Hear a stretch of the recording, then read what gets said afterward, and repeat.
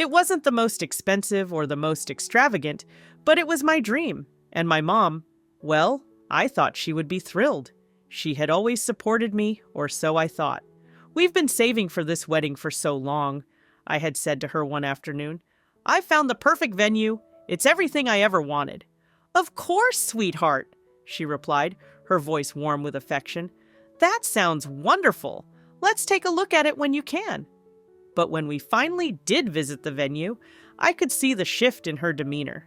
She didn't say much, but there was a slight hesitation in her voice, a pause that lingered in the air. "It's beautiful, sweetie," she said, forcing a smile.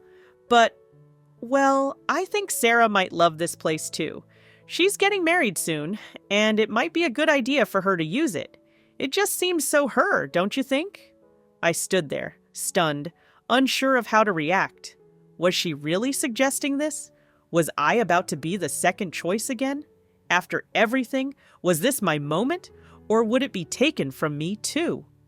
"Mom, I've already booked it," I said, trying to keep the hurt from creeping into my voice. Her face softened, but I could tell she wasn't as enthusiastic as I had hoped. "I know, sweetheart, but Sarah is getting engaged soon, and it would mean a lot to her if we could have it for her wedding. It's just so perfect for her." I swallowed hard, the knot in my stomach tightening. "But Mom, I've had my eye on this place for years. It's always been my dream to get married here." She patted my hand, her eyes full of what I could only describe as sympathy. "I know, dear, I really do. But you'll find something else. Something just as beautiful." I wanted to scream. I wanted to throw the bridal magazines in her face and demand to know why I wasn't good enough. But I didn't. I couldn't. Instead, I nodded, my voice barely above a whisper. "Okay." From that moment on, something inside me snapped. I couldn't explain it. Maybe it was the years of quietly accepting being second best. Maybe it was the years of watching Sarah take what she wanted while I had to fight for scraps. But that day, in that moment, something shifted in me. I wasn't going to be second anymore. I wasn't going to let anyone take what was rightfully mine. I didn't say anything to my mom or Sarah. I didn't mention how hurt I was, how much it stung to have my dreams swept away because Sarah's were more important. Instead, I made a quiet decision. I would find another venue, a better one, and I wouldn't just settle for anything. I would take control. So I did. I found a place even more beautiful than the one I had originally wanted, a grander, more luxurious venue that would make everyone forget about Sarah's wedding. I booked it without hesitation, and just as quietly, I canceled my original reservation. Let them think whatever they wanted. This time, I was putting myself first. I didn't need to fight for scraps anymore. I didn't tell anyone at first, not my mom, not my sister, not even my fiancé. I kept the news to myself, savored it quietly, knowing that my dream wedding was finally coming together. I had done it. I had found the perfect venue, better than the one I had originally dreamed about, and certainly better than anything Sarah could imagine. My heart raced every time I thought about how everything was falling into place. The day I made the reservation, I felt a sense of power I hadn't felt in years. For once, I was the one in control. I had taken the reins, chosen what I wanted, and nothing, not my mom, not my sister, no one could take that from me. But of course, I couldn't keep it secret forever. Word eventually got around, like it always does in families. It started with a simple phone call. My mom's voice, as usual, filled with sweetness and warmth, but I could hear that underlying tone she always had when there was something she wanted to say, but didn't want to admit. I had been anticipating this call all week.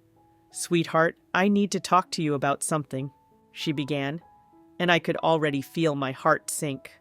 "What's up, Mom?" I asked, trying to sound casual, though my mind was racing with thoughts of what was coming. "Well, Sarah's wedding plans are moving along. You know she's always wanted that same barn venue, right?" My stomach dropped. "Of course she does. She always takes the things I want. And now, it was coming down to this. I had a talk with her," my mom continued, as though choosing her words carefully. And I think it would be really special for her to have it, considering it's such a big occasion. She let out a sigh. It's a perfect fit for her style, don't you think? I mean, it's a bit rustic for you. You deserve something different. You could find something just as nice, I'm sure. I felt a surge of anger rising in my chest, but I bit it back. This was it. The moment I had been waiting for. The moment I'd hoped wouldn't come, but knew deep down would. You promised me, Mom, I said, my voice calm, but underneath, I could feel the anger simmering. You promised me that venue. I know, dear, I know, but Sarah is getting married soon, and she's really set on it. You know how much she's been wanting that specific spot. I closed my eyes, gripping the phone tighter in my hand. It was like a slap to the face. No explanation, no consideration for how much this mattered to me. Just the casual brush off, like it was nothing. Mom, I've already paid the deposit, I said, the words slipping out before I could stop them. There was a moment of silence on the other end. I could almost hear her grappling with what to say next. Well, maybe you could look at something else. Something more you. You know, we've always wanted something a little more personal for you. Personal? Wasn't my dream wedding personal enough? How could she not see how this was my day? How I had spent years thinking about this moment, about everything falling into place? Mom, I've already found a new venue, I said flatly, trying to sound as unaffected as possible, though I was seething inside. A better one, I heard her breathe in sharply. Better? What do you mean, better? I mean, it's more beautiful, more me. It's bigger. It's perfect, I said, the words falling out with a quiet sense of satisfaction. It wasn't just better, it was everything I'd wanted, all along. The perfect venue, and now it was mine. You've already changed the reservation? Her voice wavered, and I could hear the frustration building in it. But Sarah's already... I know, I cut in, my voice steady now, but it's my wedding. I deserve this too. There was a long pause on the line. I could almost hear her weighing the words, figuring out how to convince me to back down. But I wasn't going to. I wasn't going to back down. Not this time. I'll be sure to tell Sarah, she finally said, but there was a strange, tense edge to her tone now. I hope you understand how much this means to her. I understand, Mom, I replied, my voice colder now. But this wedding is mine, not hers. I could hear her sigh again, this time in resignation. I suppose if that's how you feel. Goodbye, Mom, I said, cutting her off before she could say anything more. I hung up, staring at the phone in my hand. For a moment, I just sat there, processing everything. The conversation, the hurt, the feeling of finally standing up for myself. As the adrenaline started to wear off, I felt a bit of doubt creeping in. What if this had gone too far? What if I was being selfish? But then I remembered what had happened. I remembered how I had been pushed aside again, how my dreams had been treated as less important than Sarah's. No, I had done the right thing, and the look on Sarah's face when she found out would be worth it. The days that followed were a strange mix of satisfaction and unease. I should have felt lighter, unburdened after finally standing up for myself, but instead I felt like I was walking a tightrope. Every interaction with my mom, every conversation with Sarah, felt like a test, a delicate dance. I had taken what I wanted needed, but I couldn't escape the gnawing feeling in my stomach that I was about to upset the very balance of my family. At first, things were quiet, too quiet. I kept hearing from friends about how excited Sarah was about her wedding plans. They were all thrilled for her, of course. Her wedding was going to be the talk of the town, the one everyone would be talking about for years. And there I was, quietly watching from the sidelines, unsure of when the bombshell I had dropped would explode. It came 2 weeks after I made my reservation. I had just finished a meeting with my wedding planner when I got a call from my mom. I knew what was coming before I even answered. The tone of her voice was already giving it away. "Sweetheart," she began, her voice strained, "can you come over to the house? We need to talk." I sighed, feeling my chest tighten. "Sure, I'll be there in a bit." When I walked into the living room a little later, My mom was sitting on the couch, her face unreadable. Sarah was there too, looking unusually quiet. My heart skipped a beat. It wasn't hard to guess what had happened. Word had gotten out. "Sit down," my mom said gently, gesturing to the armchair across from her. "We need to talk about the wedding." I took my seat, keeping my eyes on Sarah. She was fiddling with the hem of her shirt, avoiding eye contact. I could see it in her eyes. The shock, the disbelief. She was trying to keep it together, but the hurt was evident. "Mom told me," Sarah said, her voice tight, "you changed the venue for your wedding." I didn't know how to respond at first. Did she really need me to explain myself? Did she not understand what had just happened? "I did," I said, keeping my voice steady. "I found a better one. I booked it, and I canceled the other reservation." I could see her mouth open, as if she were going to say something, but no words came out. Instead, she just stared at me, eyes wide, like I had done something unthinkable. "Why would you do that?" she finally asked, her voice barely above a whisper. "I was planning on having that venue. You knew how much I wanted it." I blinked, the words stinging more than I thought they would. I had expected anger, but this wasn't what I had been prepared for. It wasn't just anger. It was pure, raw disappointment, like I had betrayed her in the worst possible way. "You were going to take it," I said quietly. "I was just supposed to find something else, right? My wedding wasn't important enough to you, so I made sure I got what I wanted." My mom shifted uncomfortably in her seat, as though she were trying to figure out which side to take. It was almost painful to watch. She opened her mouth like she was about to say something, but nothing came out. The silence stretched between us, thick and suffocating. "I can't believe you'd do this to me," Sarah finally muttered, her voice low, almost defeated. "After everything I've done for you, after all the support I've given you over the years, you steal my venue? You couldn't just let me have one thing?" One thing? One thing? That was it. That was how Sarah had always seen it. She could have anything, and I was just supposed to sit back and watch. Just let her have it. "Sarah," I said, the words coming out in a rush now, "you've always had everything handed to you. You've never had to fight for anything. You think I'm wrong for standing up for myself now? For once, this day is about me, not you. I get to choose."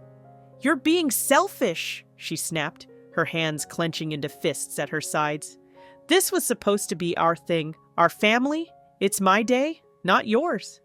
I couldn't help but feel the sting of those words, our thing. For once, I was finally making my own path, doing something for myself, and here she was, accusing me of stealing something that was never hers to begin with. "I'm tired of always being second," I said, my voice growing steadier. "You always get to have everything. You get the first choice of everything, wedding, venue, mom's attention. I was supposed to just give up, let you take what you wanted? Not this time, Sarah. I won't." "Mom." Sarah turned to my mother, her voice trembling now. Tell her she's wrong. Tell her I'm not the one who's being unreasonable." My mom just sat there, looking between the two of us, unsure of what to do. She looked at Sarah, then at me, but she couldn't bring herself to say anything. She had been caught in the middle for so long, always trying to please both of us, never knowing how to take sides. "I never asked you to take sides, Mom," I said, my voice finally cracking. "I just want to know that for once, I matter too." Silence again, the kind that gnaws at your insides. It wasn't just the tension in the air, it was the realization that this wasn't just about a venue. It was about something bigger, something deeper. It was about me finally breaking free from this suffocating feeling that I was always second, always following in Sarah's shadow, always fighting for scraps. "I'm not changing my mind," I said, finally standing up. "I've made my decision. The venue's booked. You can't take that from me." Sarah's eyes were wet now, her face flushed with anger and hurt. "You'll regret this," she said bitterly. "You've ruined everything." I could feel my heart beat faster, but I didn't back down. I had done what I needed to do. I had taken control of something in my life, and no one least of all Sarah was going to make me feel guilty about it. "I'm sorry it's not how you wanted it," I said, my voice as firm as I could make it. "But this is my wedding, not yours." With that, I turned and left the room, leaving Sarah sitting there, her eyes filled with the hurt she had never really shown me before. As I stepped out the door, I could feel the weight of the conversation hanging on my shoulders, but for the first time in a long while, it felt like a weight I could carry. For once, I wasn't going to be the second choice. I wasn't going to be pushed aside anymore, and I wasn't going to regret it, not for a second. The days after that conversation were tense. The air in our house felt thick with unspoken words. I avoided my mom and sister as much as possible, focusing on the wedding plans I had finally made for my day. It was a strange feeling, being so sure of something, yet knowing that the people closest to you were silently fuming, making you feel like the villain. But I didn't care. I couldn't let them take this away from me. Then, just as I was putting the final touches on everything, the bombshell finally dropped. It happened on a Saturday afternoon. I had just returned home after meeting with the florist, eager to finalize the details for the centerpieces. My fiancé and I had been making all the decisions together, but there was one thing that kept bothering me. Every time I looked at the venue, at all the beauty I had created for myself, I couldn't shake the feeling that this moment would never be truly mine. It would always be tainted by the memory of how my family had tried to take it from me. As I walked in the door, I heard voices, my mom and Sarah, and they were talking loudly. "Why does she get to have it all?" Sarah's voice rang out from the living room. I froze for a moment, standing in the hallway, my heart sinking into my stomach. I was the one who was always there for her, and this is how she repays me? My mom's voice was quieter but filled with frustration. "I don't know what to do, Sarah. I told her to find another place, but she didn't listen. She's always been so stubborn." I felt a sharp pang of anger shoot through me. Stubborn? Stubborn?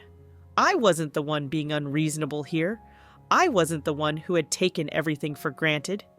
I took a deep breath and walked into the living room, where they were sitting on the couch, clearly deep in conversation.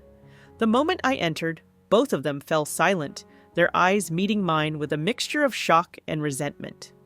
"Mom," Sarah began, her voice tight, "I need to know what's going on. Why didn't you tell me she changed the venue?" I didn't know how to say it," my mom stammered, clearly caught off guard by my sudden appearance. "I didn't want to make things worse, but—" "No," I cut in, my voice low but firm. "It's not about making things worse. It's about what's fair. And what's fair is that I finally got to make a decision for myself without being treated like second best." I stepped further into the room, crossing my arms, my anger simmering just beneath the surface. I was never good enough for you two. I wasn't good enough when I was a kid. I wasn't good enough when I graduated, and now I'm not good enough when it comes to planning my wedding. The silence in the room was deafening, both of their faces twisted with a mix of guilt and disbelief, but I wasn't about to back down now. "Do you have any idea how many times I've had to watch Sarah get everything she wanted?" I continued, my voice rising. "Do you know how many times I've been told to step aside and just let her take it all? How many times I've been compared to her and found lacking?" "I didn't mean it that way," my mom said quickly, her voice shaking. "You know that, right?" "But you do mean it that way," I snapped. "That's the problem. You always have." Sarah looked like she was about to say something, but I held up my hand. "No, don't. Don't you dare try to guilt me. You've always gotten your way. Everything's always about you. So this time, it was my turn. I didn't steal anything from you, Sarah. I didn't steal your wedding or your future. I just took control of mine." Sarah's face turned red. She stood up abruptly, shaking with rage. "You think you're so much better than me, don't you?" Her voice cracked. "You think that just because you did this, you've won? You think you've proved something?" I could see her hands balled into fists, her whole body shaking with the effort to hold it together. "You've ruined everything. I've been planning this for years. I was going to have that barn venue, and you took it from me without a second thought. You think that's okay?" I didn't say anything at first. I couldn't. My chest was tight, my pulse pounding in my ears. But then, slowly, deliberately, I took a step forward. "What do you want me to say, Sarah? I didn't steal it. I didn't take anything that was rightfully yours. You were never promised that venue. It was mine to book. It was my choice." She was breathing heavily, her face flushed with anger, but I wasn't afraid anymore. I wasn't backing down. This was my wedding, my moment, and I was going to hold on to it. "I'm not sorry," I said, my voice shaking but strong. "You can hate me for it. You can blame me all you want. But the truth is, I finally did something for myself, and I don't regret it." It felt like a weight had been lifted, though my stomach still churned with the aftermath. I couldn't believe how long I had let myself live in Sarah's shadow, how long I had let myself be treated like I didn't matter. But not anymore. I was done. The room fell silent again, but this time it wasn't filled with the same tension. My mom shifted uncomfortably, clearly realizing that she wasn't going to get the apology she'd been hoping for. And Sarah? She just stood there, speechless, her eyes burning with emotion. Finally, after what felt like an eternity, my mom sighed and looked at me. "You've made your decision, and I guess there's nothing I can do about it now." It wasn't the resolution I had been hoping for. No hugs, no apologies, just an acknowledgement of what I'd done. But it was enough. I had taken control of my life, of my wedding, and for once, I wasn't letting anyone take it from me. "I've made my decision too," Sarah said quietly, her voice cold. "You'll regret this." "I won't," I said, my voice steady, not backing down. "But you will." With that, I turned and left the room, my chest tight, my heart pounding in my ears. I had done what needed to be done, and no one, not my mom, not Sarah, was going to take it from me. The aftermath of that confrontation was quieter than I expected. It wasn't the loud, dramatic fallout I had envisioned, no screaming matches, no immediate fallout, but the tension was palpable. It was like a slow-burning fire, simmering beneath the surface, only now there was no hiding the cracks in our family. The next few days were a blur. I focused on my wedding, on the details I had always dreamed of, the flowers, the cake, the photographer. For the first time in a long time, I wasn't thinking about how to appease my mother or Sarah. I wasn't wondering if my choices were okay or if they were too much. I was just doing it, for me. For the first time, it felt like my life was really mine. Then, I got the call from my mom. I was sitting on the couch with my fiancé, going through the guest list, when my phone buzzed. I glanced at the screen. It was her. "Hello?" I answered, my voice cautious, unsure of what to expect. "Honey, I just wanted to talk," my mom said, her voice soft but heavy with emotion. "About everything, about the wedding." I held my breath. "Okay." "I'm sorry," she started, the words coming out slowly, as if they were hard for her to say. "I didn't handle things well. I know I hurt you. I never meant to make you feel like you weren't important. But Sarah and we've always had this idea of how things should be, and I didn't see how it was affecting you." I felt the lump in my throat grow bigger, but I stayed silent, letting her speak. "I never meant to make you feel less than," she continued, voice shaking. "I've always wanted you to have everything you wanted, but I guess I didn't realize how much I was taking from you by always putting her first. I'm sorry, sweetheart. I should have supported you more." I closed my eyes, trying to swallow the lump in my throat. This was what I'd wanted, wasn't it? Acknowledgement, an apology. For years, I had been longing for her to see me, for her to hear me. And now, she was. She was finally saying the words I had waited for, the words I needed. "I appreciate you saying that, Mom," I said, my voice soft but firm. "But it's not just about the wedding. It's about everything. It's about you always putting Sarah's needs before mine. It's about me never feeling like I mattered." "I know," she said quietly, a long pause hanging between us. "I've been wrong, and I've been blind. I won't make excuses for that, but I want you to know this is your day. I'll support you no matter what. I want you to have the wedding you've always dreamed of. I want to be there for you, not for Sarah. I'll do better, I promise." The tears I had been holding back finally spilled over, and I wiped my eyes quickly, embarrassed by the emotions I had kept bottled up for so long. "I just needed you to see me, to see what this means to me, to stop making me feel like I was invisible." "I see you now," she said softly, "and I'm so sorry for not seeing you before. You matter. You always have." I nodded, though I knew she couldn't see me. "It's going to take time, but I'm glad we're talking. I'm glad you understand." There was a long pause on the other end of the line. Then my mom spoke again, this time with a hint of warmth in her voice. "When the wedding day comes, I'll be there. Not to make things right or fix anything, but to be there for you. You've earned this, honey. I'll be there to watch you walk down that aisle. You're my daughter, and I'm proud of you." I didn't know how to respond at first. All I could manage was a simple, "Thank you." After that call, I felt a weight lift off my shoulders. It wasn't the perfect resolution, but it was a start. There was still work to be done, but I finally had what I needed: validation, support, and the assurance that my mom was no longer blind to the way I had been treated for so long. Sarah, however, was a different story. The anger between us hadn't dissipated. The coldness was still there whenever we spoke, and she hadn't yet come to terms with my decision. But for the first time, I didn't feel the need to fight her. I didn't need her approval. I didn't need her to understand.